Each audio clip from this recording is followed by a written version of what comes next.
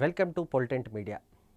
Party నుంచి suspend అయిన తర్వాత మొదటిసారిగా కవిత మీడియా ముందుకు వచ్చారు.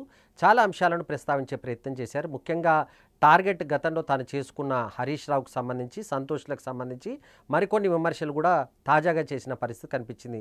పూర్తిగా ప్రస్తుతం ముఖ్యమంత్రిగా ఉన్న రేవంత్ రెడ్డితో హరీష్ రావుకి సన్నిహిత సంబంధాలు ఉన్నాయి. హరీష్ రావు చాలా విషయాలు కూడా కేటీఆర్ పార్టీకి సంబంధించిన అనేక అంశాలు కూడా రేవంత్ రెడ్డికి అందజేస్తున్నారు. ఒక రకంగా పూర్తిగా ఆయన చెప్పినట్టుగా పనిచేసే పరిస్థితి కనిపించింది. అందువల్లనే చాలా విషయాలకు వస్తే, ముఖ్యంగా అవినీతి ఆరోపణల విషయానికి వస్తే కేసులు వెంటనే కేసీఆర్ పైన, కేటీఆర్ పైన పెడుతున్నారు. కానీ ఇప్పటి వరకు హరీష్ పైన మాత్రం ఒక్క కేసు కూడా పెట్టట్లేదు. దీనికి ఏంటి కారణం అంటే, హరీష్ రావు పూర్తిగా రేవంత్ రెడ్డి లైన్లో ఉన్నారు, ఆ లైన్ తీసుకొని ఆయన మాట్లాడుతున్నారని చెప్పేసి ఆరోపించారు.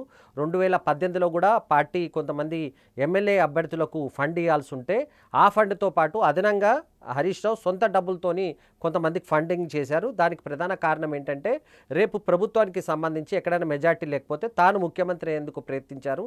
హరీష్ రావు పూర్తిగా తనను తొలగించారు. నెక్స్ట్ కేటీఆర్ని తొలగిస్తారని కూడా ఆమె ఆరోపించారు. ఎందుకంటే పార్టీ నుంచి మమ్మల్ని పూర్తిగా దూరం చేసేందుకు హరీష్ రావు ప్రయత్నిస్తున్నారు, పూర్తిగా పార్టీని కబ్జా చేసేందుకు ప్రయత్నిస్తున్నట్టుగా కవిత పదే పదే ఆరోపించారు.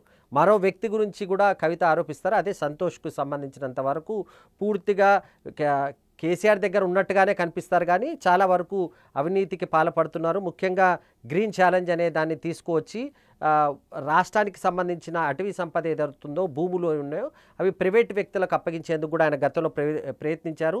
దీనికి సంబంధించి కొంతమందితో కలిపి రియల్ ఎస్టేట్ బిజినెస్ కూడా చేస్తున్నారు. ఆయన తీసుకొచ్చిన చాలామంది పోచంపల్లి కానీ, అదేవిధంగా నవీన్ రావు లాంటి వాళ్ళకి ఎమ్మెల్సీ పదవులు ఇవ్వడంలో కూడా పూర్తిగా సంతోష హస్తం ఉంది తప్ప వేరే వాళ్ళ హస్తం లేదని చెప్పేసి ఆమె స్పష్టం చేశారు.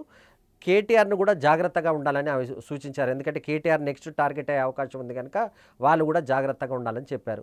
సో నెక్స్ట్ ఏంటి, ఏ రకంగా ముందుకెళ్తారు, కొత్త పార్టీని స్థాపిస్తారా లేకపోతే ఇతర పార్టీలకు వెళ్తారంటే, ఇతర పార్టీలకు మాత్రం అంటే ఇటు కాంగ్రెస్ కానీ బీజేపీలకు కానీ తనకు వెళ్ళే ఉద్దేశం లేదు. కొత్త పార్టీ అనేది ప్రస్తుతం తనకు ఆలోచనలో లేదని చెప్తున్న కవిత, భవిష్యత్ కార్యాచరణకు సంబంధించి జాగృతి ద్వారా కొన్ని కార్యక్రమాలు చేపట్టాలనే ఆలోచనలు ఉన్నట్టుగా తెలుస్తుంది. అదే సమయంలో పార్టీకి సంబంధించినంత వరకు ప్రాథమిక సభ్యత్వానికి కూడా రాజీనామా చేశారు.